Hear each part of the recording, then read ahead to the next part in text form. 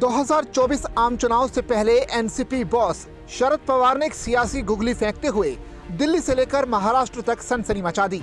महाराष्ट्र और देश की राजनीति के बड़े शख्सियत शरद पवार ने बाउंसर फेंकते हुए कहा कि वो पार्टी अध्यक्ष पद से इस्तीफा देने जा रहे हैं। शरद पवार का ये बयान हमें उनकी बेटी सुप्रिया सुले के उस बयान की याद दिलाता है जो उन्होंने 19 अप्रैल को दिया था।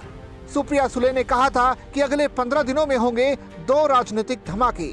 निश्चित रूप से सुप्रिया सुले का संकेत इसी ओर था।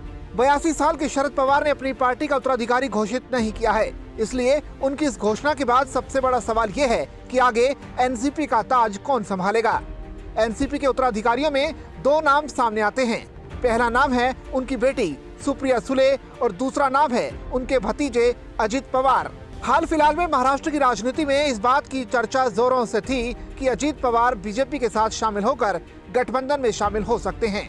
अजित पवार 2019 में एक अभूतपूर्व राजनीतिक घटनाक्रम में देवेंद्र फडणवीस के साथ मिलकर सरकार में शामिल भी हो चुके हैं। एनसीपी के नेता अजित पवार के इस मूव पर असमंजस में हैं और वो कुछ नहीं कह पा रहे।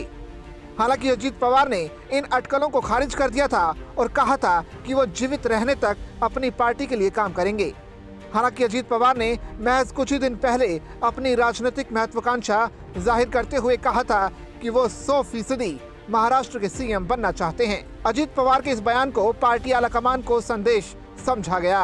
अगर एनसीपी विधायकों की बात करें तो कई विधायक अजित पवार के फैसले से सहमत दिखते हैं, लेकिन एनसीपी के अंदर उन्हें कितनी स्वीकार्यता मिलती है ये देखने वाली बात होगी, क्योंकि सुप्रिया सुले तो शरद पवार की बेटी तो हैं ही, साथ ही एनसीपी कैडर में वो पार्टी की सहज उत्तराधिकारी मानी जाती हैं।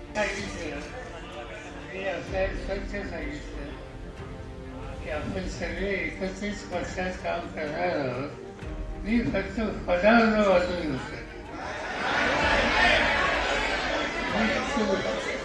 तुमच्या वाचून मी वाजूला नाही। तुमच्या सगळ्या कामाला कार्यक्रमाला तुमच्या बरोबर आहे।